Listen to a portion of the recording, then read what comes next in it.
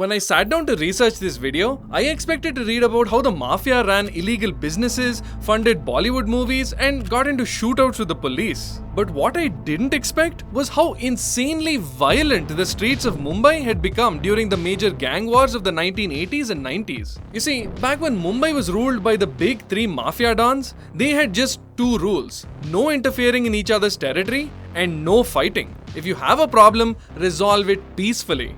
But all it takes is one shameless person to break the peace, and suddenly, no one can trust anyone else. In the 1980s, Dawood Ibrahim saw that the big three dons were disappearing from the Bombay Underworld. This was finally his chance to snatch the crown for himself.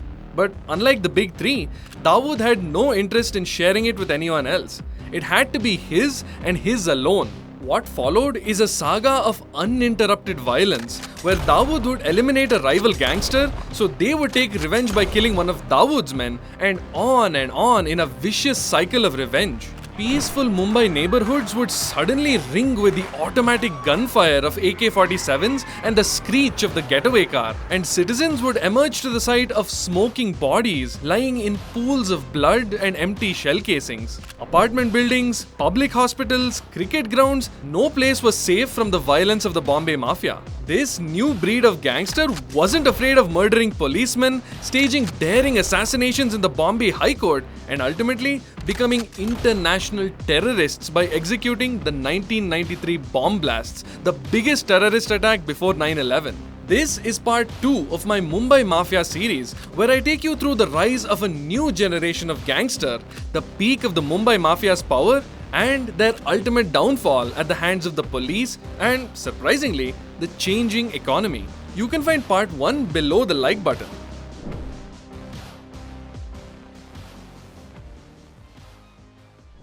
There's really no greater irony than learning that Dawood Ibrahim, the most infamous gangster from Bombay, is the son of a head constable of the Bombay police. Ibrahim Hassan Kaskar was part of the crime branch of the police, a group that directly dealt with the city's growing infestation of gangsters. If you watch my last video, you'll know that the Bombay police were notorious for being corrupt, easily accepting bribes from gangsters while also extorting money from citizens. I mean, you could argue that's still the case, but especially back then, it wouldn't be wrong to say that the police themselves were one of the major gangs in the city, except no one wanted to admit it. The exception was Ibrahim Kaskar, who was almost legendary for his refusal to accept bribes and play to the mafia's rules. All the low-level gundas were terrified of him, and the powerful mafia dons respected him deeply. Rumor had it that he was so terribly effective at interrogating criminals that even if you put him alone in a room, he could make the walls talk. Dons like Karim Lala and Haji Mastan actually became friends with him, preferring to stay on his good side. This was the kind of man Dawood Ibrahim grew up with, and under most circumstances, you'd obviously be proud to have a father like that. But the problem with being a policeman who doesn't take bribes is that you don't make much money, and Ibrahim had 8 children to feed. The Kaskar family was constantly impoverished, and when Ibrahim lost his job for some unknown reason, Dawood and his brothers had to drop out of school because they couldn't afford school fees. The young boys now spent most of their time roaming the streets of Dongri with zero adult supervision. It was a matter of when, not if, they would get involved in some kind of unsavory activities. Dawood and his brothers Shabir and Anis, along with a handful of neighborhood boys, went around committing petty theft, extorting a few rupees out of someone they cornered, and catcalling girls as they walked down the street. They even started this scam where they'd open up a small shop selling imported watches. Here's how it would go. Psst. Hey, come check this out. We just got this brand new batch of watches. Rado, Casio, Omega, whatever you want, we got it. Okay, but how much? This is imported mal, 5,000 rupees each. But for you, I'll make it 2,000. Special discount. 2,000? No. I only have 1,500. Take it or leave it. Man, you're robbing me blind. But fine. Give me the money. I'll pack up the watch in a box. But listen, don't open this box here, okay? If someone sees it, both of us will get in trouble. The poor sap would go home thinking he got a killer deal on an imported watch, but when he opened the box, he'd see that inside was not a watch, but a small rock. If he tried to go back and complain, the boys would deny everything and just tell him to piss off. It's not like he had a receipt to prove anything. The boys were starting to get more and more involved in neighborhood affairs, which eventually got them entangled with a local gangster, a tall and muscular bodybuilder named Bashu Dada. The gangster had gotten into an argument and insulted Ibrahim. Dawood was not going to let Bashu Dada get away with such an offense against his own father. He had to get revenge on him somehow. But little did the young man or his father realize that this one act would come to define Dawood's entire approach to dealing with enemies for the rest of his life. One afternoon, as Bashu Dada finished namaz and left the mosque with his bodyguards, they didn't notice a group of young boys huddled behind some cars. Suddenly, the boys sprang up from their hiding spot and began flinging glass soda bottles and light bulbs at the gangster and his men. Battered and bleeding, the Don hastily got into his Mercedes and drove off. But Dawood wasn't done yet. They rode their motorcycles to Bashu Dada's Akhada, where he and his gang members came to lift weights and trashed the whole place. The rush Dawood must have felt in that moment was unlike any drug. For the first time, a literal nobody had stood up to one of Bombay's feared Mafia dons and actually won. Because when people heard about how Bashu Dada was so badly beaten by a group of teenagers, nobody would respect him ever again. And just like that, the bodybuilder Don disappeared from public notice, and his right-hand man, a young wrestler named Khalid Pehelwan, became the new leader of the gang. And for Dawood Ibrahim, the fun was just getting started.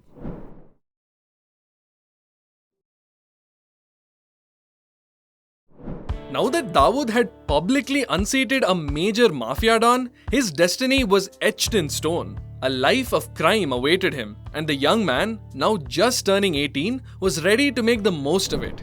Even though Ibrahim Kaskar tried everything in his power, beating him, scolding him, pleading with him, the headstrong youngster had tasted blood and wanted more.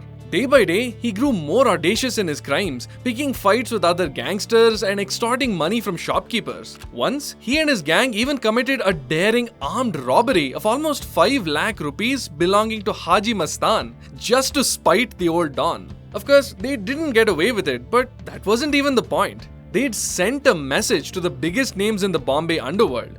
A message that Dawood Ibrahim was not a man to be taken lightly. In the mid-1970s, one of the most powerful gangs in the city were the Pathans, led by an experienced old moneylender by the name of Karim Lala. But even he wasn't quite able to control the hot-headed young men who were part of his gang. Normally, the police were happy to turn a blind eye to underworld activities as long as no one got hurt. But these tall, fearsome Pathan men were starting to cause a real ruckus in the city, beating up innocent people for no reason, raping women in their homes, and brazenly conducting their illegal business out in the open. At one point, a Pathan gangster even entered a police station, smashing furniture and threatening the police officers. They couldn't keep getting away with this. But what could the police do? It was then that Muhammad Iqbal Natik, a journalist known for his sensationalist headlines, made a suggestion to the police. Why not fight fire with fire?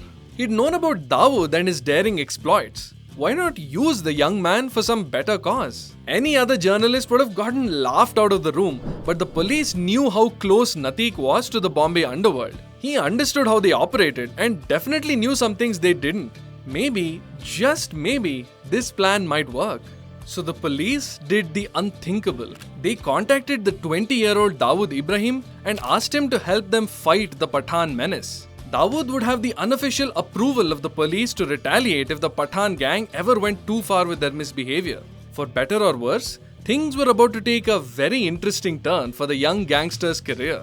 But Dawood had no way of realizing that by agreeing to this deal, he was set on a path that would ultimately lead to the greatest tragedy in his life.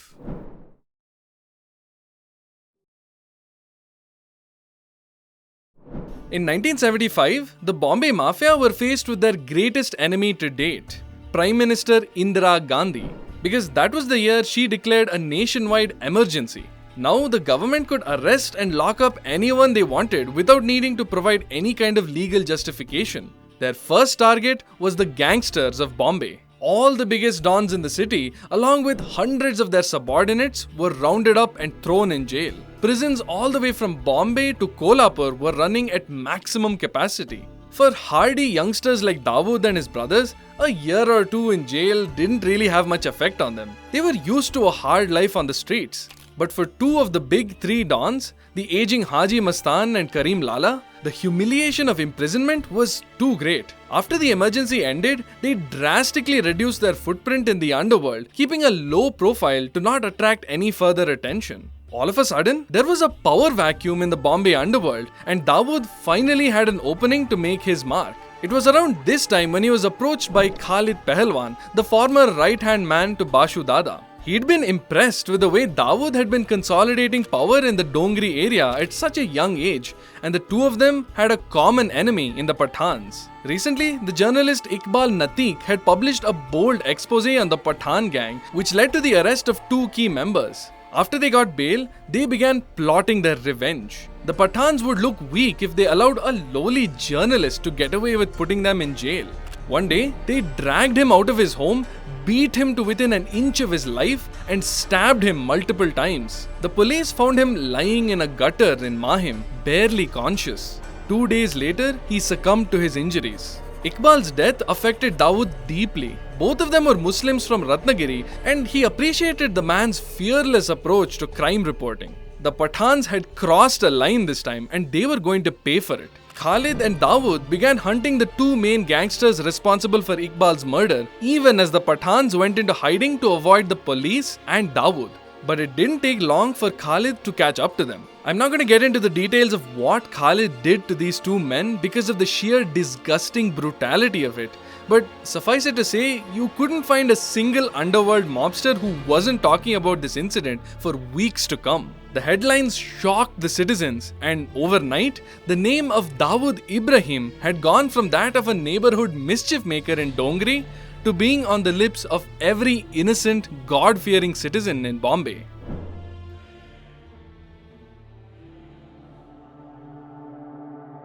Of course, while the war between Dawood and the Pathans raged on, it's not as if the rest of the Bombay underworld was at a standstill. New gangs, big and small, formed and disbanded constantly, and the resulting power struggles meant that normal people rarely could feel at peace in the city. One of those gangs was the BRA gang. The B stood for Babu Resham, a Baikalla resident who led the canteen workers at the Mazagaon docks. The R stood for Rama Naik, a Maharashtrian who owned several gambling dens, had connections with Varadarajan Mudaliar, and a fierce rivalry with another Baikalla gang that ran several gambling businesses. And the A stood for Arun Gavali, a humble mill worker from Madhya Pradesh who wanted something more than a life of salaried labor. We'll come back to the story of the BRA gang later in this video when they intersect with Dawood Ibrahim's gang in the most violent way possible, a time when the Bombay Mafia gang wars had reached their very peak. But for now, Dawood was enjoying life as one of the top Mafia dons in the city. His first order of business?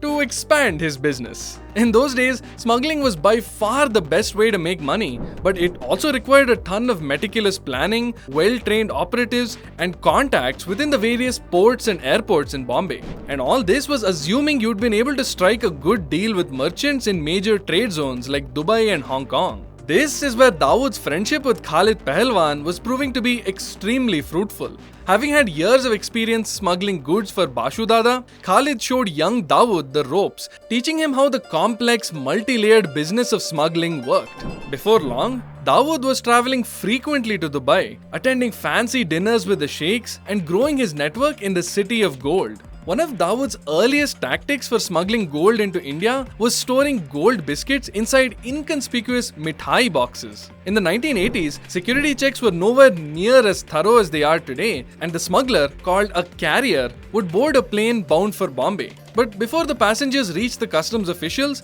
the carrier would signal a sweeper nearby and quietly dump the mithai box in the garbage bin. The sweeper wouldn't arouse any suspicion as he collected the garbage bag and took it away, while the carrier would pass the customs checks with no trouble. But this strategy, appropriately called the Kachara Peti line, could only last until someone on the inside snitched to the authorities. So Dawood and his gang had to devise new, ever more complicated smuggling operations, while the customs officials tried their best to catch up in a constant game of cat and mouse. The weirdest method was called the underground line. Basically, the carrier would stuff the gold biscuits, down there and take what must have been the world's most uncomfortable plane ride from Dubai to Bombay.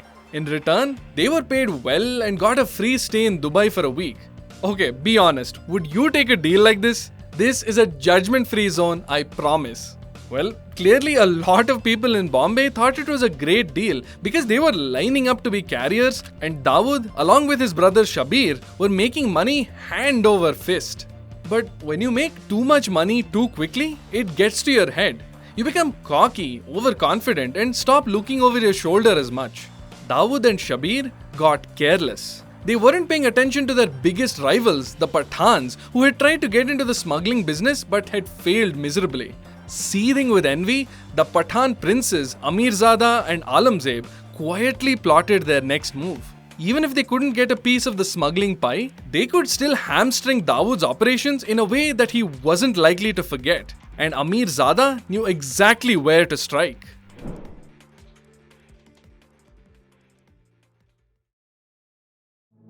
The Pathans hadn't been idle while Dawood and Shabir were expanding their smuggling racket. Over several months, they'd been sending out spies to follow the Kaskar brothers and monitor their routine. Which places did they frequent? Who did they meet? What were they doing? They would need only a few seconds to carry out their attack, but they couldn't afford to get anything wrong. To help them plan this out, the Pathan brothers hired Manya Surve, a sharp young gangster who had a mind for planning and strategy. What they discovered was that Shabir had been having something of a love affair with a prostitute named Chitra, who he clandestinely met not just for sex, but just to go around town like a couple. So they paid Chitra's colleague to spy on her and report back to them. On 12th February 1981, Shabir and Chitra got into his white Premier Padmini sedan at 1 a.m. for a romantic drive. In the rearview mirror, he saw that there was an ambassador car bedecked in flowers behind them. How sweet, Shabir thought, a newly married couple. But as he continued to drive, he noticed that the ambassador was still following them. This seemed to be too much of a coincidence. Shabir decided to stop at a petrol bunk to see if these people were indeed tailing him. His heart dropped when he saw them pull up behind them in the bunk. As he frantically reached for his gun, 5 burly men leapt out of the ambassador, brandishing guns. They surrounded the Premier Padmini, pulled Chitra out of the vehicle, and raised their weapons. The entire neighborhood was rudely awoken to the bang of 5 handguns emptying their clips into the lone Premier Padmini, the scream of a woman, and the squeal of tires as the 5 mobsters made a quick getaway from the scene. The inside of the white car was riddled with bullet holes, a horror scene under the grim, harsh tube lights of the petrol bunk. Shabir Ibrahim Kaskar, brother of Dawood Ibrahim Kaskar, was dead.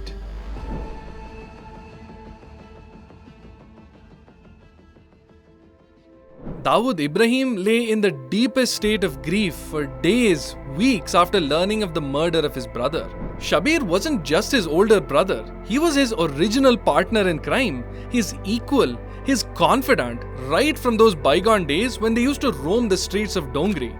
And now, he was gone.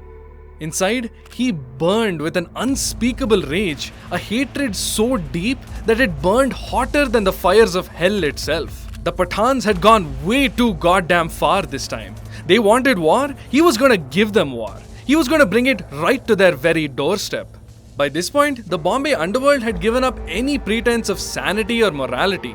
The city had literally become the Wild West for these deadly criminals, and they'd completely stopped caring about the police, the government, or any semblance of law and order.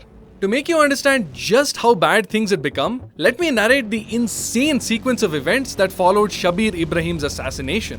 The Pathans went into hiding, so Dawood started hunting them through the city, but the police caught Amirzada Pathan first. As if that would stop Dawood, he hired a small-time gangster, Bada Rajan, who came up with a plan and found a guy called David Pardesi to kill Amirzada. In the middle of a high court hearing, Pardesi took out his gun and shot the Pathan in full view of the public. Amirzada Pathan dead. After Pardesi was arrested, he revealed everything to the police and tried to go into hiding, but Dawood's gang chased him all the way from Bombay to Dubai and back until one day he was found strangled in a hotel room. David Pardesi dead. Bada Rajan was arrested and given a high security escort so no one could kill him in court. Everyone was tense as they expected the worst to happen. Thankfully, nothing happened. But as Rajan was escorted back to the police van, a man disguised as a naval officer ran up to them, shooting him 4 times. Bada Rajan dead.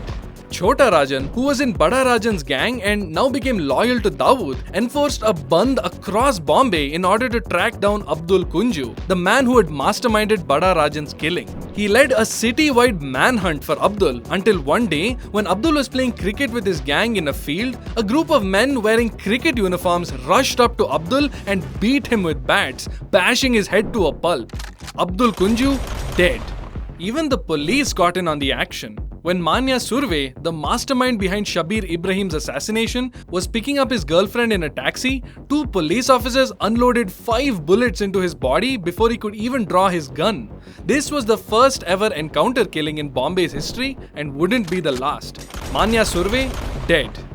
The entire city of Bombay sat like horrified spectators, watching as Mafia mobsters had turned their home into their own personal gladiatorial arena, exacting personal vendettas on the streets and leaving innocent citizens to clean up the mess they left behind. Even for the jaded police force of Bombay, this level of non-stop violence had become too obvious to ignore.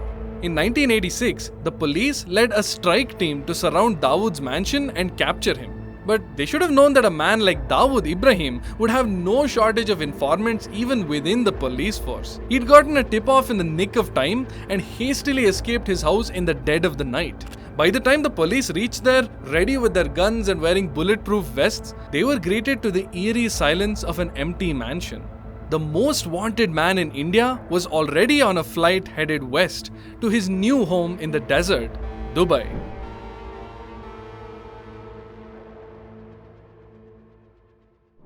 It didn't take Dawood very long to get his operations up and running from Dubai. With how many connections he had with local sheikhs and merchants, he'd set himself up in a sprawling mansion he called the White House, and he was calling his most trusted subordinates to Dubai to discuss business. The man who was at Dawood's side during all this was Chota Rajan. Having begun his career many years ago as a black market trader selling movie tickets, Rajan had slowly worked his way up to the enviable position of second in command at D Company, Dawood's infamous gang.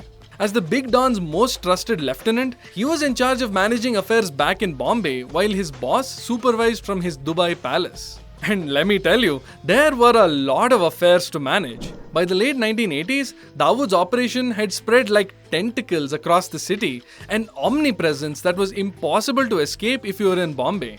At their peak, D Company's payroll included over 12,000 people across the city, from owners of gambling dens to small-time gundas in the slums to politicians. Under Chota Rajan's leadership, the gang transformed into something of a multinational organization with a corporate structure, formal bookkeeping, and diversified businesses. They were financing Bollywood films, construction projects, cricket betting, real estate, factories, industries. Just look at this old interview of Shah Rukh Khan talking about how the Mafia used to threaten him to sign on for their films. You mean somebody seriously calls you and says you have to be in one of my films? Or I blow your head off? Yeah. They'll have 4 or 5 of their guys here and they'll say, okay, Shah Rukh, you have to do this film, or X-hero, you have to do this film, X-heroine, you have to do this film. And I said, well, who's the producer? He said, okay, this is the guy we're sending you, talk to him, sign the film. So if you're scared for life, then you sign it. Or if you're ready to take your chances, you say, no, I'm not. So have you ever had your life threatened? Oh yes, I've had it on many occasions. Chota Rajan himself owned some 122 hotels and pubs in the city. He'd even stopped the Maharashtra City Development Corporation, CIDCO, the richest government authority in India, from submitting tenders and forced them to give construction contracts to companies owned by Dawood. All this money, amounting to countless crores every month, would either go into the pockets of top-level dons, get reinvested into the businesses, and be used for paying lawyers to defend gang members in jail. Meanwhile, Dawood was living an emperor's life back in Dubai. He was throwing lavish parties for India's biggest dons, businessmen, film producers, and Bollywood stars. Expensive whiskies and champagne flowed like water, tables would have a layer of fine cocaine dust, and the don could have his choicest pick of women. People were tripping over themselves to get close with him, knowing that if they needed to get anything done in Bombay, they needed Dawood's contacts, and more importantly, his muscle. For a while, it seemed like nothing could stop him. But no one achieves that kind of power and wealth without making a few enemies. Dawood had no shortage of people pinning his face to a dartboard, most of all the three head honchos of the BRA gang, Babu Reshim, Rama Nayak and Arun Gavli. If the police thought that Dawood's escape to Dubai meant an end to the constant gang wars, they couldn't have been more wrong. There were plenty of mobsters within D Company who were getting sick of Chota Rajan's stranglehold in Bombay and wanted to win Dawood's approval. That only meant one thing: eliminating the enemy. Once more, the streets of Bombay ran red with the blood of warring gangsters as the BRA gang clashed with D Company. First, Rama Nayak was killed, then Babu Reshim. Of the original three, only Arun Gavli was still alive, fighting a losing battle as D Company's sharpshooters began to close in on him, and he was running out of places to hide. But as a new decade dawned in 1990, something began to change in Bombay. The tide had begun to turn against Dawood, a man once believed to be untouchable, too big to fail. A squad of around 10 police officers, who came to be known as encounter specialists, began cracking down on violent underworld criminals, preferring to shoot and kill them instead of trying to capture them alive. It's still unclear to this day how many of these encounters were legitimate and not just the police gunning down criminals with no warning, or even secret hit jobs from mobsters who paid the police to take out their enemies. One of the first major encounters was the 1991 Lokhandwala shootout, where Bombay's anti-terrorism squad surrounded the Lokhandwala complex, systematically eliminating 7 heavily armed gangsters who were working with D Company under Chota Rajan. Many years later, Rajan would allege that actually Dawood orchestrated this fake encounter in order to eliminate 7 of Rajan's best shooters and keep his power in check. We'll probably never know the whole truth, but the fact is, even the biggest mafia dons in the world were constantly plagued by the fear of someone ousting them from power, even within their own ranks. Trust and loyalty were reduced to mere commodities, bought and sold to the highest bidder, and discarded once they were no longer useful. In 1992, the Babri Masjid Mosque in Ayodhya was demolished by Hindu extremists, leading to mass communal riots across India. The Bombay riots, said to be organized by Shiv Sena, were the most violent, where more than 900 people died, most of them Muslims. The tension between Hindus and Muslims had never been higher across the country, and you know who saw an opportunity amidst all this chaos? That's right, Pakistan. For most of its history, Bombay's underworld had been fairly secular, and communal differences didn't really affect day-to-day operations. A Hindu gangster would have no problems working under a Muslim don, and vice versa.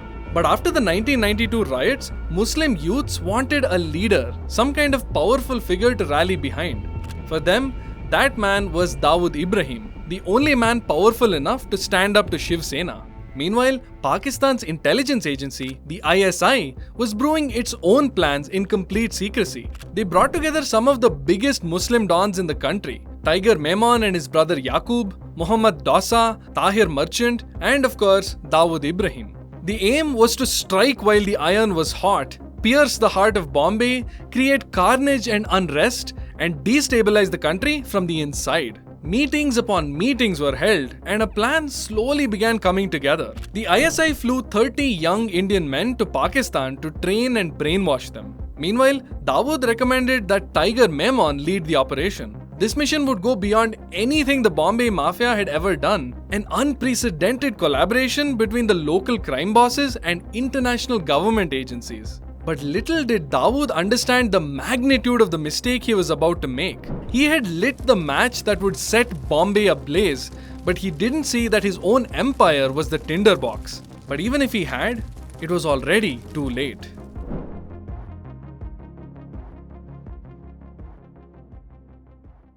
On 12th March 1993, the first of 12 car bombs exploded in the basement of the Bombay Stock Exchange, killing 50 people.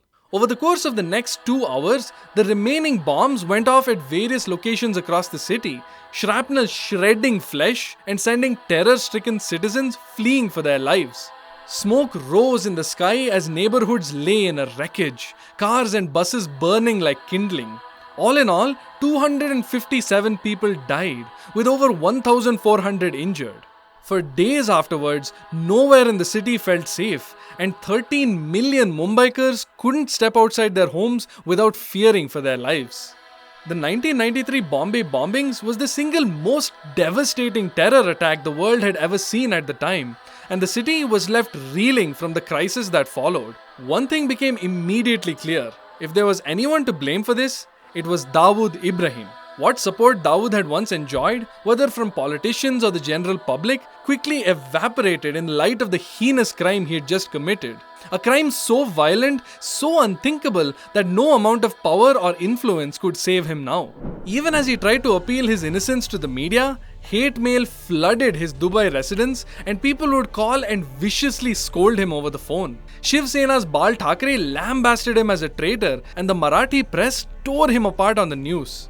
Dawood thought he'd been awfully clever by appointing Tiger Memon as the mission leader for the attack, believing he could later claim innocence and escape the public's wrath. Tiger had been swiftly rising up the ranks in the underworld as a successful smuggler, even competing with D Company for market share. Dawood figured that after the bombings, Tiger would have to go into hiding, allowing Dawood to reassert his monopoly in the smuggling trade. But suddenly, he was squarely in the midst of an international political scandal of epic proportions. There was no saving him now.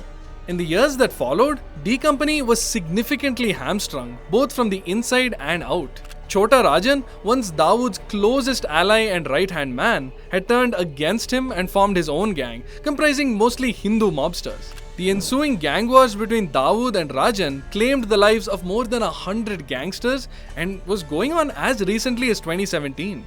The Bombay police went on a spree of encounter killings throughout the 1990s and early 2000s, targeting D Company's operations across the city and killing more than 1,200 criminals.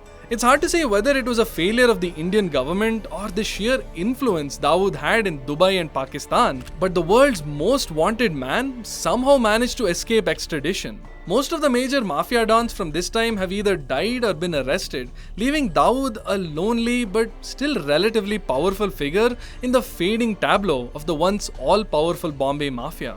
Today, Dawood supposedly lives in Karachi.